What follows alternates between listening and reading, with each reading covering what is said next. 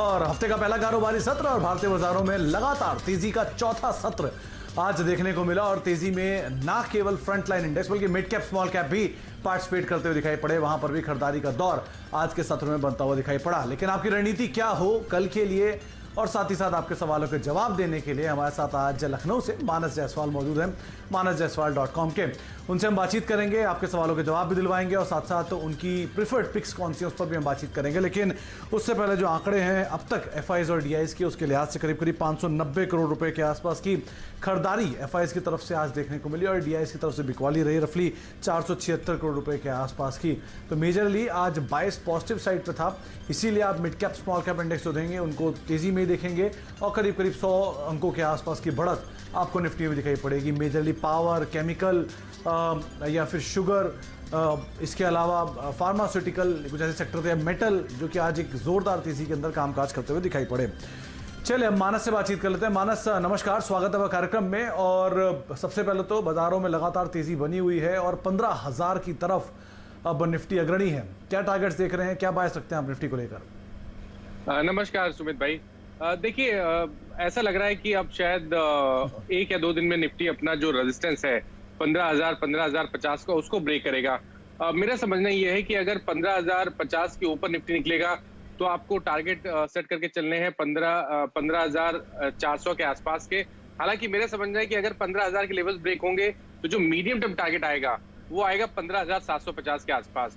तो करीब करीब 700 750 पॉइंट की तेजी आपको करंट लेवल से देखने को मिल सकती है।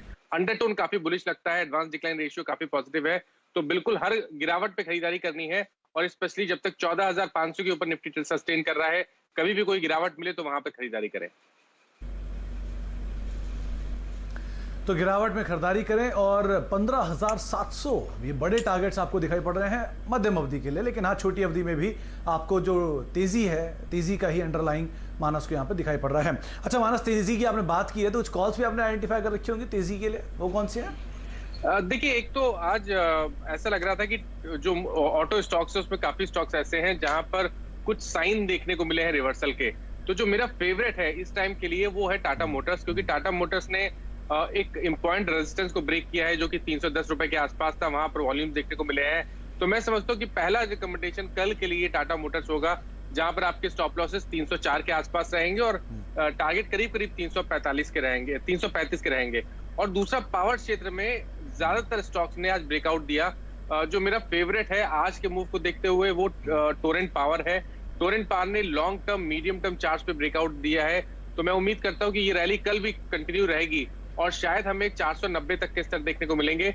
तो कल 439 के स्टॉप लॉस से आपको टोरेंट पावर में खरीदारी करनी है और 490 के टारगेट सेट करने हैं।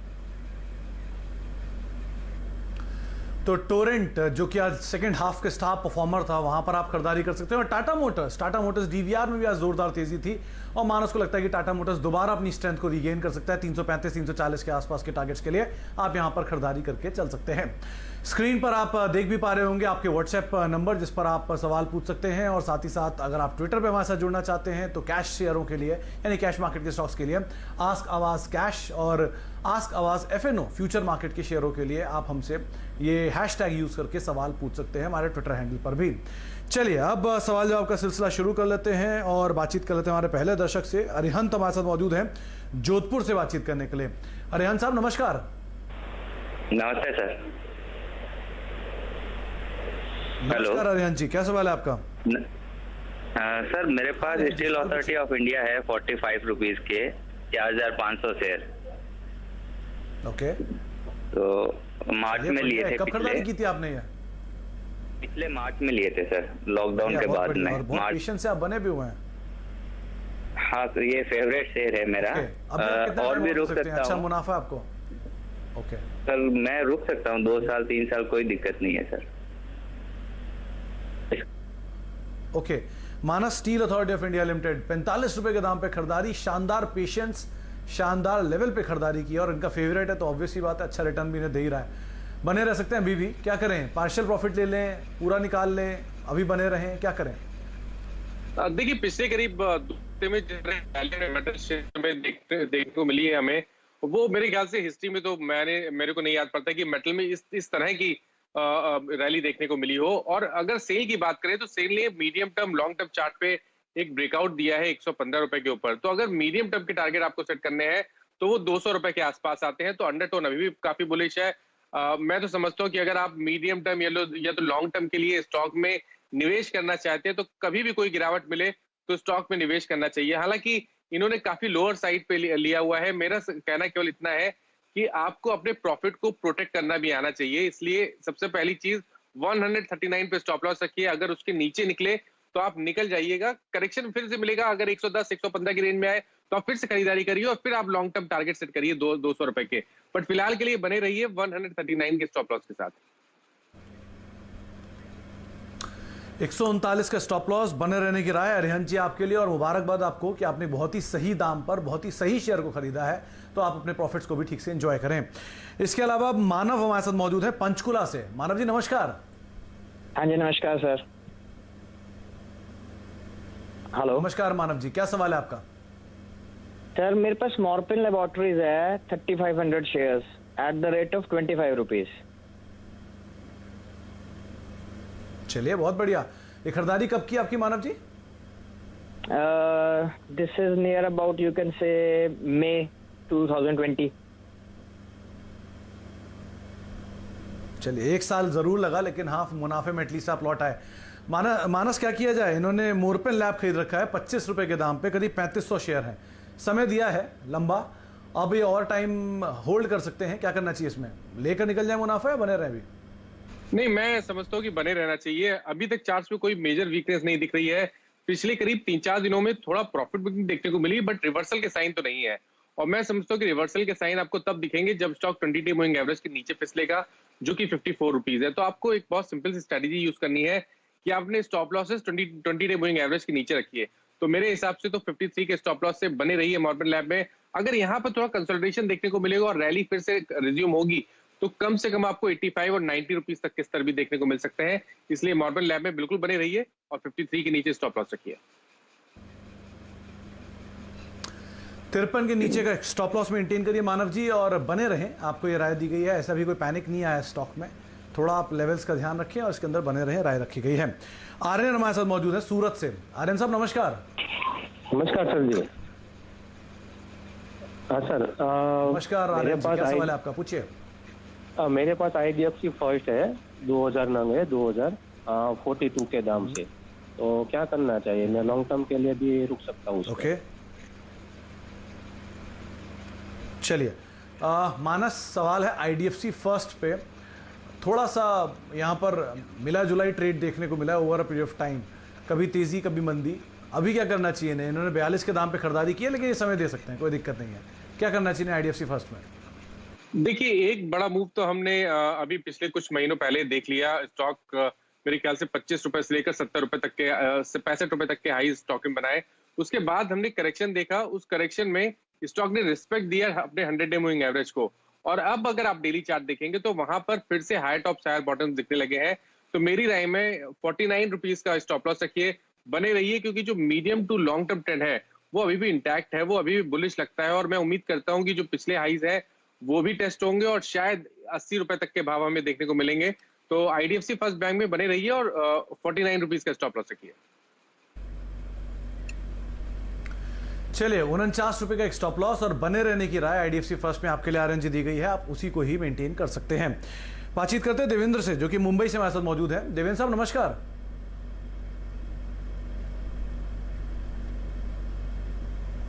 चलिए शायद संपर्क टूट गया, लेकिन इनका सवाल था मिसेस बेक्टर फूड्स को लेकर। करीब 40 शेयर हैं और 429 रुपए के दाम पर इनकी खरीदारी है। रफली 400 रुपए के आसपास की इसकी आज की क्लोजिंग रही है। मानस, अभी तो उन्हें घाटा है 29-30 रुपए के आसपास का, लेकिन बहुत ज्यादा चार्ट अवेलेबल नहीं होंगे। सिचुएशन क्या कहती है, क्या करना चाहिए इन्हें? देखिए, बिल्कुल सही आपने कहा कि बहुत ज्यादा हिस्ट्री नहीं है, तो चार्ट पे मीडियम टू लॉन्ग टर्म को रीड करना थोड़ा मुश्किल होता है। लेकिन एक चीज शॉर्ट टर्म चार्ट पे क्लियरली दिखती है कि स्टॉक ने बॉटम बनाया है करीब 350 रुपए के आसपास। और अब अगर आप देखेंगे तो पिछले करीब अगर आप 4-5 सेशन से देखिए तो लोअर साइड पे बाइंग इंटरेस्ट देखने को मिल रहा है। Stock high top higher bottom बना रहा है, अपने 50 डे और 20 डे मूविंग एवरेज के ऊपर निकल गया है। तो शायद यहाँ पर एक बाउंस बैक देखने को मिलेगा और वो बाउंस बैक करीब 470 480 के स्तर तक हो सकता है। तो बिल्कुल वेक्टर फूड में बने रहिए और स्टॉप लॉस रखिए 349 रुपीज का। चलिए, तो 349 का एक स्टॉप लॉस आप मेंटेन कर सकते हैं इस स्टॉक में। हाल में थोड़ा सा बस जरूर देखने को मिला, लेकिन हाँ, बने रहने की राय आपको यहाँ पर दी जा रही है। चलिए, कुछ और सवालों को भी शामिल कर लेते हैं। एक सवाल राज जी ने हमसे पूछा है शिमला से। इनके पास बंधन बैंक है करीब 57 रुपए के दाम पर, 57 शेयर 360 रुपए के दाम पर। क्या करना चाहिए मानस बंधन बैंक में? देखिए सुमित जी, जब कोई स्टॉक में इस तरह का अंडर परफॉर्मेंस दिख रहा हो जैसा बंधन बैंक में हमने पिछले करीब 2 या 3 मंथ में देखा, तो वहां पर आपको बिल्कुल कॉशियस होना चाहिए, क्योंकि जो और बहुत सारे बैंकिंग स्टॉक्स हैं जो चार्ट पे अच्छे लग रहे हैं, वहां पर बाइंग इंटरेस्ट भी देखने को मिल रहा है। लेकिन बंधन बैंक लगातार लोअर टॉप लोअर बॉटम बना रहा है, अपने 200 दिनों के मूविंग एवरेज के नीचे फिसल गया है और वहां पर लगातार ट्रेडिंग कर रहा है। तो मेरा समझना यह है कि ये एक वीक स्ट्रक्चर है और पॉसिबिलिटी ज्यादा है कि हमें 260 और 250 के स्तर वापस देखने को मिलेंगे। इसलिए कभी कोई उछाल मिले तो 320, 310 की रेंज में स्टॉक से निकल जाएं और अब खरीदारी तभी करें जब स्टॉक 350 रुपए के ऊपर की क्लोजिंग दे।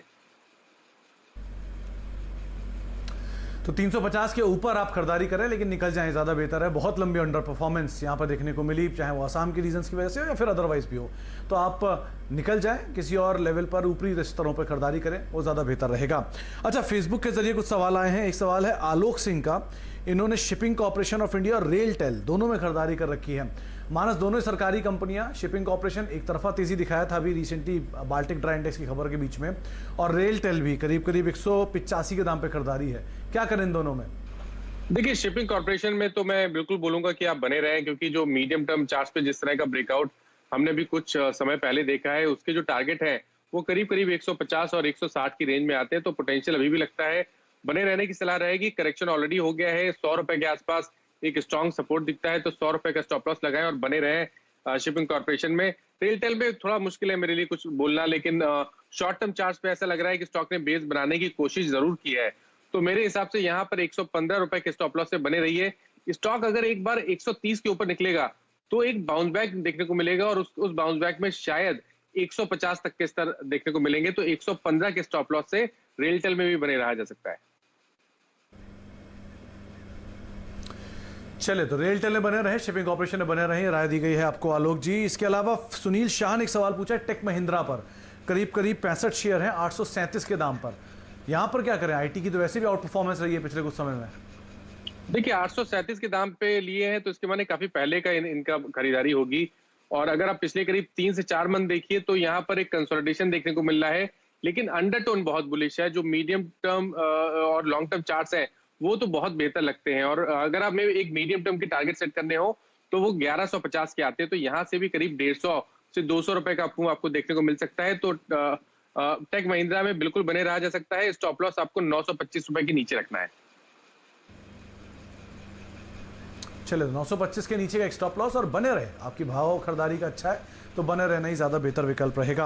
अच्छा, सतीश कुमार ने एक सवाल पूछा है दोनों आउट परफॉर्मिंग स्टॉक्स पे। दीपक नाइट्राइट है इनके पास 1800 के दाम पे और डिक्सन टेक 3900 के दाम पर। माना स्टार परफॉर्मर थे ये पिछले कुछ समय के, क्या किया जाए इन दोनों में? देखिए, दीपक नाइट्राइट इन्होंने 1800 के भाव पे लिया है तो काफी हाई लेवल पे लिया है। तो मेरे हिसाब से ये ट्रेडिंग कॉल होनी चाहिए। तो फिलहाल के लिए मैं बने रहने की सलाह देता हूँ। हालांकि 2 दिनों से प्रॉफिट बुकिंग देखने को मिल रही है, लेकिन लोअर साइड पे अगर आप देखेंगे तो 20 डे मूविंग एवरेज जो कि 1750 है वो बहुत ही इंपॉर्टेंट सपोर्ट है स्टॉक के लिए। तो जब तक 1750 के नीचे ना फिसले आप बने रहिए। इसलिए 1750 का स्टॉप लॉस रखिए और पोजीशन को होल्ड करिए। डिक्सन की जहां तक बात है, देखिए यहाँ पर एक रेजिस्टेंस दिखने लगा है 4250, 4275 की रेंज में। हालांकि कहीं पर भी रिवर्सल के साइन नहीं देखने को मिले हैं। मेरे हिसाब से 3500 के स्टॉप लॉस से यहाँ भी बने रहा जा सकता है।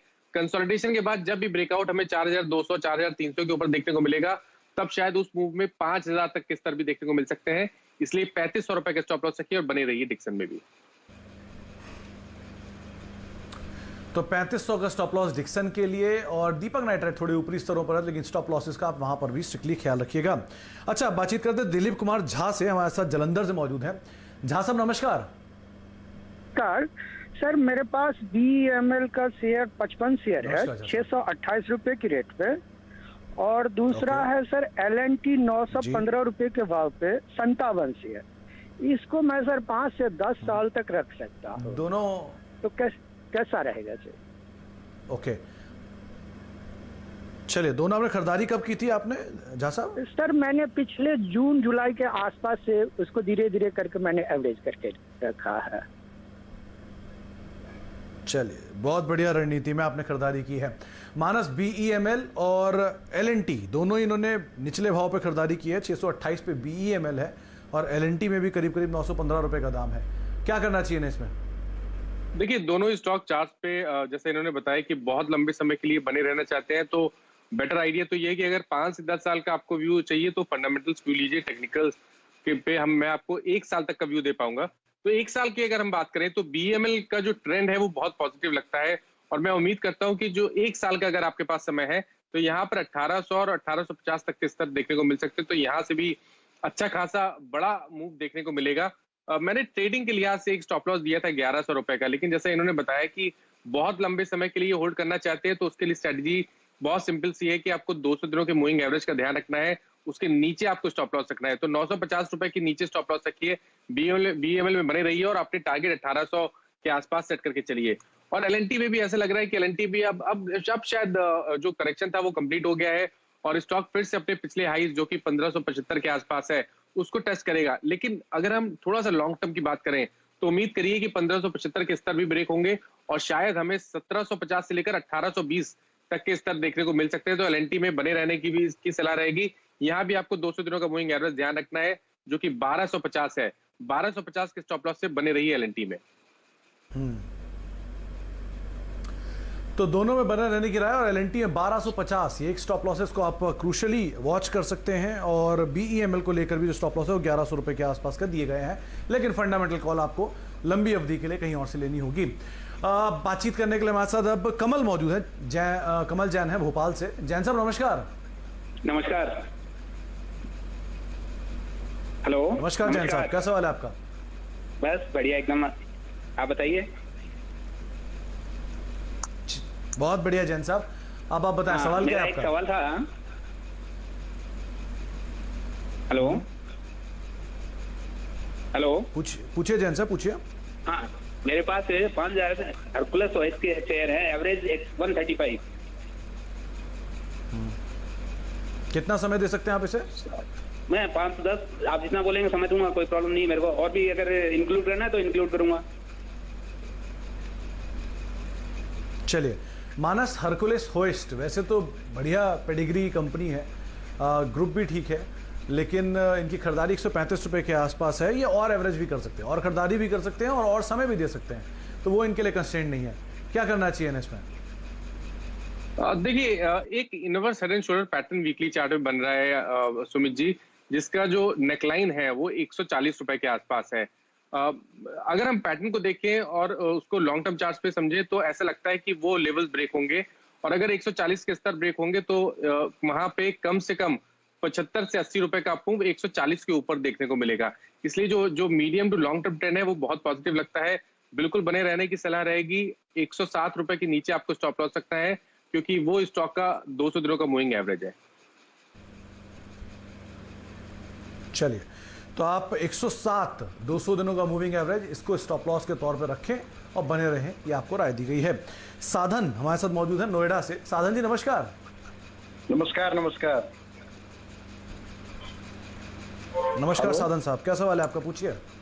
मेरा है ये, मैंने टेक्स मैको रेल खरीदा है 400 शेयर 34 रुपए 50 पैसे के दर से, और IRFC 500 शेयर 24.50 के दर से। क्या करना चाहिए सर? दोनों रेलवे शेयर लिए कोई खास वजह?